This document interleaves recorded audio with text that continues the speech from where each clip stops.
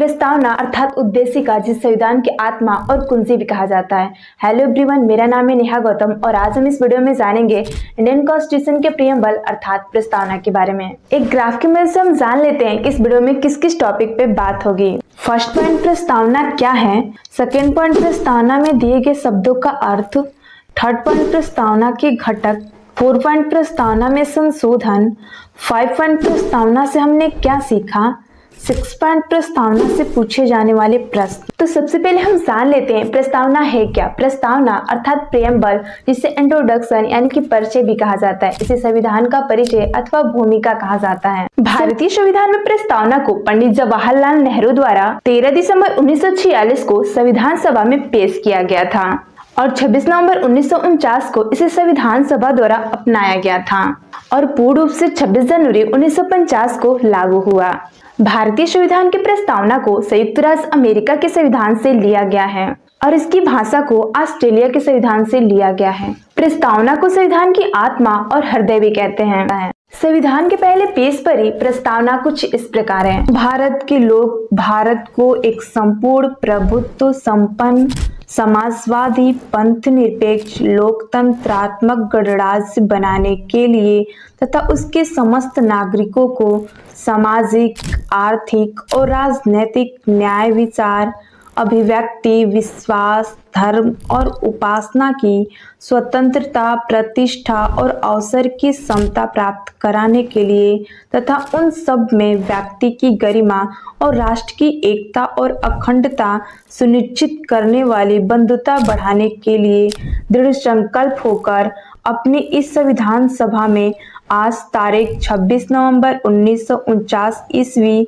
मिति मार्गशीर्ष शुक्ल विक्रमी को एतद द्वारा इस संविधान को अंगीकृत, अधिनियमित और आत्म अर्पित करते हैं। प्रस्तावना में कुछ ऐसे शब्दों का प्रयोग किया गया है जिसका अर्थ एक साधारण व्यक्ति समझ नहीं पाता है और उन शब्दों की सूची कुछ इस प्रकार है। हम भारत के लोग संप्रभु, लोकतांत्रिक गणराज्य, धर्मनिरपेक्ष, समाजवादी, अखंडता, स्वतंत्रता, न्याय, बंधुत्व, समानता। सबसे पहले हम जानते हैं हम भारत के लोग से तात्पर्य क्या है। इसका अर्थ यह है कि भारत एक प्रजातांत्रिक देश है, अर्थात भारतीय जनता को जो अधिकार मिले हैं वही संविधान का आधार है। अर्थात दूसरे शब्दों में भारतीय संविधान भारतीय जनता को समर्पित है। लोकतंत्रात्मक से यही आशय है कि लोकतंत्रात्मक सरकार का एक ऐसा स्वरूप होता है जिसमें नागरिकों को राजनीतिक अधिकार प्राप्त होते हैं और इसके माध्यम से जनता सरकार को जवाबदेह बनाती है और भारत में किसका निर्णय होगा यह जनता तय करती है। अब्राहम लिंकन के अनुसार लोकतंत्र का अर्थ जनता का जनता के द्वारा जनता के लिए शासन है। गणराज्य का अर्थ यह होता है कि जो भारत की सरकार होगी वो वंशानुगत न होकर निर्वाचित होगी। कहने का तात्पर्य यही है कि हम सबको पता है कि भारत में जो सरकार चुनी जाती है वह जनता के द्वारा ही चुनी जाती है। ऐसा नहीं है कि यहाँ पे अगर कोई राजा शासन कर रहा है तो उसके बाद उसका बेटा शासन करेगा। धर्मनिरपेक्ष को पंथ निरपेक्ष भी कहा जाता है। भारतीय संविधान की उद्देशिका में धर्मनिरपेक्ष शब्द को 42वें संविधान संशोधन द्वारा 1976 में जोड़ा गया था। धर्मनिरपेक्ष शब्द का अर्थ यह है कि भारत के सभी धर्मों को राज्यों से समानता, सुरक्षा और समर्थन पाने का अधिकार है। धर्मनिरपेक्ष राज्य को संविधान में आर्टिकल 25 से 28 तक मौलिक अधिकारों की गारंटी देता है। समाजवादी शब्द का अर्थ यह है कि सरकार के जमीन, उद्योग धंधों और हकदारी से बनाए गए नियम कानून इस तरीके से होने चाहिए कि हर क्षेत्र में लोगों को समान अधिकार हो। संविधान के प्रस्तावना में अखंडता का अर्थ देश की भौगोलिक, राजनीतिक और संप्रभुता को बनाए रखने से है। अखंडता शब्द 1976 में 42वें संविधान संशोधन द्वारा जोड़ा गया था। स्वतंत्रता का तात्पर्य भारत के हर नागरिक की स्वतंत्रता से है, जिसमें हर नागरिक मजबूरी के अभाव या वर्चस्व गतिविधियों के कारण तानाशाही, गुलामी, कारावास आदि से मुक्त रहता है। बंधुत्व का अर्थ भाईचारे की भावना से है। संविधान की प्रस्तावना व्यक्ति और राष्ट्र की एकता और अखंडता की गरिमा को बनाए रखने के लिए लोगों के बीच भाईचारे को बढ़ावा देती है। प्रस्तावना में न्याय शब्द को 3 अलग अलग रूपों में समाविष्ट किया गया है। सामाजिक, आर्थिक और राजनैतिक, जिन्हें मौलिक और नीति निर्देशक के सिद्धांतों के विभिन्न प्रावधानों के माध्यम से हासिल किया गया है। प्रस्तावना में सामाजिक न्याय का अर्थ संविधान द्वारा बराबर सामाजिक स्थिति के आधार पर अधिक न्याय संगत समाज बनाने से है। आर्थिक न्याय का अर्थ समाज के अलग अलग सदस्यों के बीच संपत्ति में समान बंटवारे से है, जिससे संपत्ति कुछ हाथों तक ही केंद्रित न रह सके। राजनीतिक न्याय का अर्थ नागरिकों को राजनीतिक के क्षेत्र में समान भागीदारी से है। भारतीय संविधान प्रत्येक वोट के सार्वभौमिक, वयस्क और मताधिकार समान मूल्य प्रदान करता है। समानता का अभिप्राय समाज के किसी भी वर्ग के खिलाफ विशेषाधिकार या भेदभाव को समाप्त करने से है। संविधान की प्रस्तावना देश के सभी लोगों के लिए स्थिति और अवसरों की समानता प्रदान करती है। संविधान देश में सामाजिक, आर्थिक और राजनीतिक समानता प्रदान करने का प्रयास करता है। अब हम जानते हैं प्रस्तावना के घटक के बारे में। प्रस्तावना में मुख्य 4 घटक कुछ इस प्रकार हैं।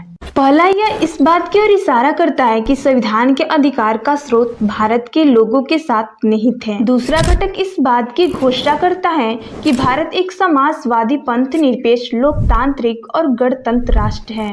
तीसरा घटक सभी नागरिकों के लिए न्याय, स्वतंत्रता, समानता को सुरक्षित करता है तथा एकता और अखंडता को बनाए रखने के लिए भाईचारे को बढ़ावा देता है। चौथा एक महत्वपूर्ण घटक है। इसमें उस तारीख 26 नवंबर 1949 का उल्लेख है जिस दिन संविधान को अपनाया गया था और इसी दिन को संविधान दिवस मनाया जाता है। अब हम जान लेते हैं प्रस्तावना में संशोधन कितनी बार और कब कब हुआ है। अब तक प्रस्तावना में केवल एक ही बार संशोधन हुआ है। 1976 में 42वें संविधान संशोधन द्वारा प्रस्तावना में संशोधन किया गया था, जिसमें 3 नए शब्द समाजवादी, धर्मनिरपेक्ष और अखंडता को जोड़ा गया था। अदालत ने इस संशोधन को वैध ठहराया है। सुप्रीम कोर्ट के मुताबिक प्रस्तावना संविधान के उद्देश्यों को बताती है और कानूनों और संवैधानिक मुद्दों की व्याख्या करने में मदद करती है। अब हम जान लेते हैं प्रस्तावना से जुड़े कुछ केस के बारे में। पेरुबरी यूनियन 1960 के में सुप्रीम कोर्ट ने यह कहा कि प्रस्तावना संविधान का हिस्सा नहीं है। हालांकि यह स्वीकार किया गया कि यदि संविधान के किसी भी अनुच्छेद में एक शब्द अस्पष्ट है या उसके एक से अधिक अर्थ निकलते हैं तो प्रस्तावना को मार्गदर्शक के रूप में इस्तेमाल किया जा सकता है। उस केस के बाद केशवानंद भारतीय मामला 1973 में सुप्रीम कोर्ट ने अपना निर्णय पलट दिया और कहा कि प्रस्तावना संविधान का एक हिस्सा है और इसे संविधान के आर्टिकल 368 के तहत संशोधित किया जा सकता है। अब हम जानते हैं कि संविधान की प्रस्तावना से हमने क्या सीखा। हमने सीखा कि संविधान की प्रस्तावना खूबसूरत शब्दों की भूमिका से बनी हुई है। इसमें बुनियादी आदर्श, उद्देश्य और दार्शनिक भारत के संविधान की अवधारणा शामिल है। यह संवैधानिक प्रावधानों के लिए तर्कसंगतता अथवा निष्पक्षता प्रदान करती है। अब हम जान लेते हैं प्रस्तावना से पूछे जाने वाले कुछ महत्वपूर्ण प्रश्नों के बारे में। हमारा पहला प्रश्न है, संविधान सभा में किस व्यक्ति के द्वारा प्रस्तावना पेश किया गया था? इसका उत्तर होगा पंडित जवाहरलाल नेहरू। दूसरा प्रश्न है, संविधान सभा द्वारा प्रस्तावना को कब अपनाया गया था? इसका उत्तर होगा 26 नवंबर 1949। तीसरा प्रश्न है, 42वें संशोधन द्वारा किन किन शब्दों को प्रस्तावना में जोड़ा गया था? उत्तर है समाजवादी, धर्मनिरपेक्ष और अखंडता। चौथा प्रश्न है, भारतीय संविधान की प्रस्तावना को उद्देशिका के अलावा और किन किन नामों से जाना जाता है? उत्तर है आत्मा और हृदय। पांचवा प्रश्न है, भारतीय संविधान की प्रस्तावना में कुल कितने शब्द हैं? उत्तर है इसका 73 शब्द। छठा प्रश्न है, भारतीय संविधान की प्रस्तावना के जनक किन्हें माना जाता है? इसका उत्तर होगा पंडित जवाहरलाल नेहरू। सातवां प्रश्न है, प्रस्तावना का दूसरा नाम क्या है? इसका उत्तर आप सभी कमेंट बॉक्स में जरूर दीजिएगा। अब पूरा वीडियो देख लिया तो चैनल को सब्सक्राइब करके ही जाना ताकि आगे वीडियो मिलती रहे।